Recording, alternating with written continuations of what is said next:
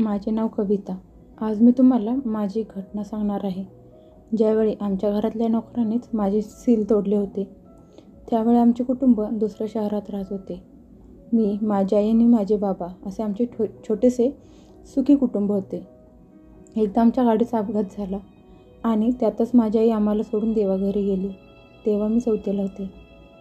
माझ्या आईच्या जाण्याने मी आणि माझे बाबा दोघेही खूप दुःखात होतो. बरेच दिवस असेच निघून गेले.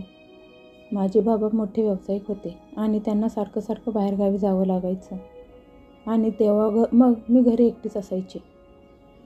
मग माझ्या बाबांनी माझ्या देखभालीचा विचार करून नाईलाजाने दुसरं लग्न करायचा विचार केला. त्यानंतर बाकीच्या पाहुण्यांशी बोलून त्यांनी एका गरजू बाईशी दुसरं लग्न केलं. माझी दुसरी आई आणि मी हळूहळू एकमेकींशी बोलू लागलो. त्यानंतर मग आमच्या दोघींचे चांगले संबंध झाले. माझी दुसरी आई जरी माझी सावत्र आई असली तरी ती खूप चांगली होती. ती माझी खूप काळजी घ्यायची. मला काय हवंय, काय नको ते सगळं बघायची. मला तिने कधीच माझ्या आईची कमी जाणवून दिली नाही. बघता बघता दिवस पुढे निघून गेले. आता मी 18 वर्षांची झाली होती. माझ्या बाबांचा व्यवसाय देखील वाढला होता आणि त्यासाठी त्यांना वरचेवर दुसऱ्या शहरात जावे लागायचे. माझे वडील तेव्हा जास्त करून बाहेरच गावी असायचे. आमच्या घरी मग मी, माझी आई, आम्ही दोघीच असायचो. तेव्हा आमच्याकडे एक नोकर होता. त्याचं नाव मनोहर. मनोहर आमच्याकडे बरीच वर्ष झाली काम करत होता. त्याला माझ्या बाबांनी कामावर ठेवला होता. तो घरातील जवळजवळ सगळीच कामे करायचा. माझ्या बाबांचा तो विश्वासू नोकर होता. ते त्याच्या जीवावर सगळं सोडून बिनधास्त बाहेरगावी जायचे. आता मी मोठे झाले होते आणि मी माझ्या मित्रमैत्रिणींना जास्त मिसळून राहायचे. मी कॉलेजला जाऊ लागले आणि माझे अजून काही मित्रमैत्रिणी तयार झाले. मी त्यांच्यातच जास्त गुंतवून राहायचे. त्यावेळी माझी आई घरी एकटीच राहायची आणि त्यामुळे तिचा एकटेपणा आता वाढू लागला होता. पूर्वी मी घरी असायचे त्यामुळे आम्ही दोघी मिळून चांगलीच मजा करायचो. पण आता मी जास्त करून बाहेर असायचे त्यामुळे तिचा एकटेपणा वाढू लागला होता. पण माझा नाईलाज होता, कारण मी काहीच करू शकत नव्हते. एकदा कॉलेजच्या सहलीसाठी मी काही दिवसांसाठी बाहेरगावी गेले होते. तिथून परत आल्यावर मी बघितलं तर माझे बाबा देखील घरी आले होते. माझे बाबा घरी आल्यामुळे मला खूप आनंद झाला होता. आम्ही तिघांनी मिळून खूप एन्जॉय केला, कारण माझे बाबा जास्त दिवस घरी राहत नव्हते. त्यामुळे मग आम्ही त्यांच्यासोबत छान दिवस घालवले. पुन्हा ते बाहेरगावी निघून गेले. मग दुसऱ्या दिवशी रात्री मी माझ्या खोलीत झोपले होते आणि माझी आई तिच्या खोलीत झोपली होती. मला कसला तरी विचित्र आवाज आला आणि त्या आवाजाने मी जागी झाले. मी बघितलं तर कोणीच नव्हतं. पण नंतर समजलं की तो आवाज माझ्या आईच्या खोलीतून येत होता. मग मी उठले आणि तिच्या खोलीकडे निघाले. जसजसं मी तिच्या खोलीकडे जात होते तसा आवाज, तो स्पष्ट आवाज ऐकू येत होता. तो आवाज बेडचा येत होता. जणू कुणीतरी त्या बेडला जोरजोरात हलवत होतं. मला तो आवाज खूप विचित्र वाटत होता. म्हणून मग मी माझ्या आईच्या खोलीकडे गेले तर दार बंद होतं. मी दार वाजवलं, पण दार वाजवताच तो बेडचा आवाज बंद झाला आणि आतून कुणीच बाहेर येत नव्हतं. मला काहीतरी गडबड असल्याचं जाणवलं आणि मी जोरात ते दार ढकलून लागले. त्यामुळे त्या दाराची कडी निघाली आणि ते दार अचानक जोरात उघडलं. दार उघडताच समोर मी माझ्या आईला बघितलं. पण माझी आई तर पूर्ण नागडी होती आणि ती आमच्या नोकराच्या मनोहरच्या मांडीवर बसली होती.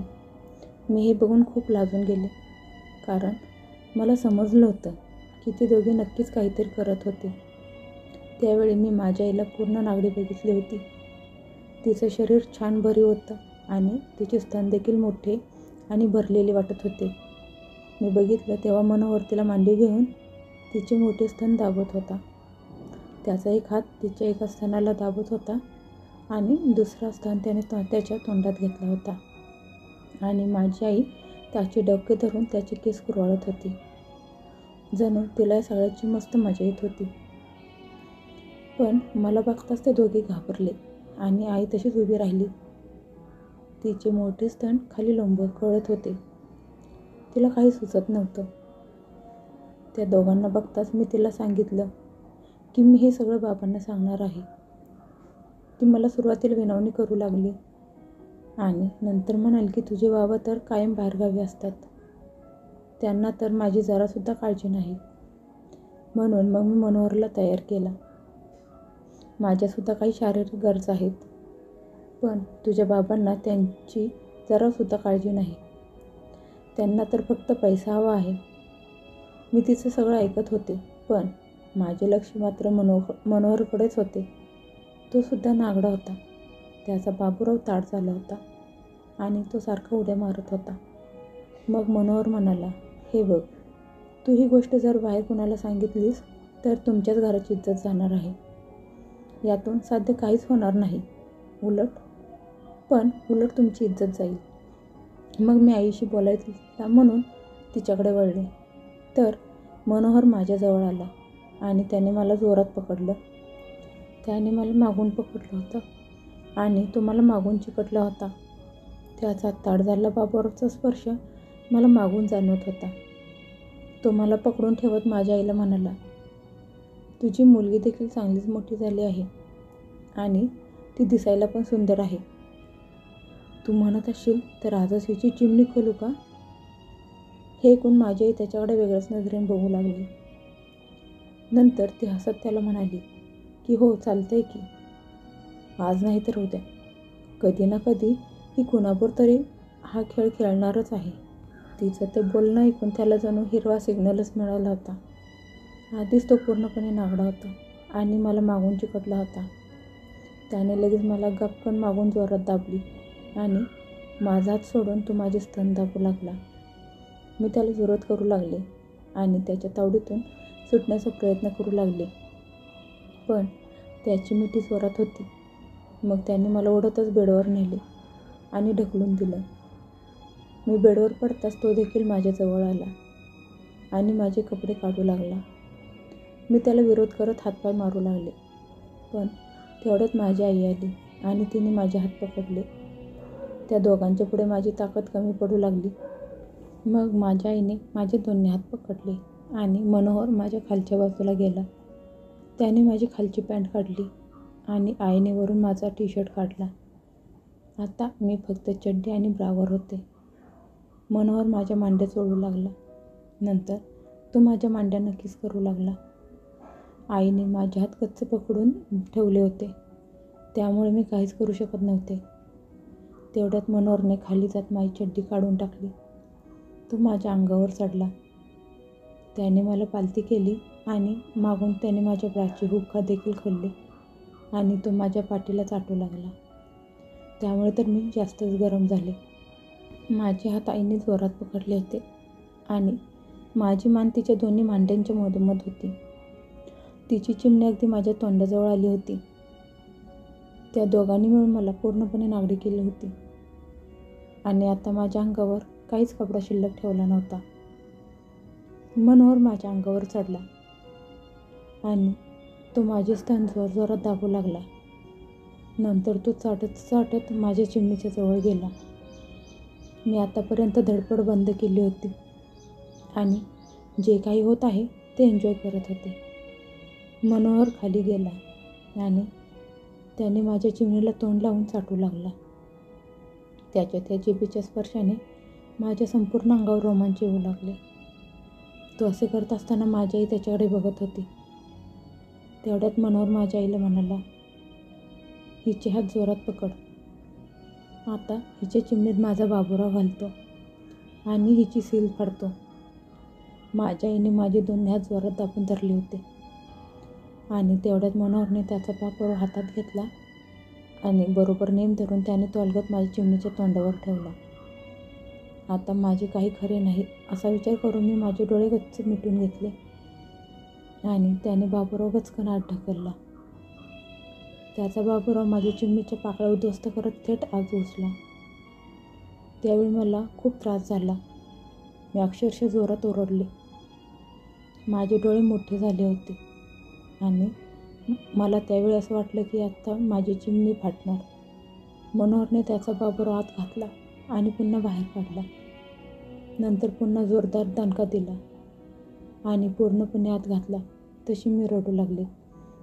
माझ्या आईने माझे हात जोरात पकडून ठेवले होते. मी खूप जोरात तडफडत होते, पण माझ्या आईने त्याच्याकडून माझी सील तोडून घेतली. आता मनोहर जोरजोरात त्याचा बाबूराव आत बाहेर करत होता. त्यावेळी माझे तोंड आईच्या चिमणीजवळ होते आणि तिने तिची चिमणी माझ्या तोंडावर ठेवली होती आणि ती माझ्याकडून चाटून घेऊ लागली. मी सुद्धा जोशात होते आणि माझे हात गच्च पकडल्यामुळे मी काहीच करू शकत नव्हते. त्यामुळे मी आईची चिमणी चाटत होती. तिला देखील चीव जडत होता. मी नकार देत होते तर ती मला चापट मारू लागली आणि तिने सुद्धा तिच्या मर्जीने माझ्याकडून चिमणी चाटून घेतली. तिकडे मनोहर मला जोरात दणके देतच होता. तो जवळजवळ 8 ते 10 मिनिटे मला करत होता. त्यानंतर मला मज्जा वाटू लागली. आता मी थंड झाले होते. बराच वेळ केल्यानंतर मनोहरने त्याचा सगळा रस माझ्या चिमणीत सोडला. त्या रात्री मी आणि माझ्या आईने आळीपाळीने मनोहरकडून मनसोक्त करवून घेतलं. मला तर त्या रात्री पहिल्यांदाच त्रास झाला, पण नंतर खूप मज्जा आली. मग मी आणि माझ्या आईने रात्रभर मनोहरसोबत मज्जा केली. रात्री उशिरापर्यंत आमच्या तिघांचा खेळ चालू होता. नंतर आम्ही तिघे तसेच झोपलो. त्या रात्री माझ्या आईने आमच्या घरातल्या नोकराकडून माझी सील तोडून घेतली आणि माझी व्हर्जिनिटी संपवली. ही कथा तुम्हाला आवडली असेल आणि अशाच कथा ऐकण्यासाठी माझ्या चॅनलला जास्तीत जास्त सबस्क्राईब करा. तसेच लाईक आणि शेअर करायला विसरू नका.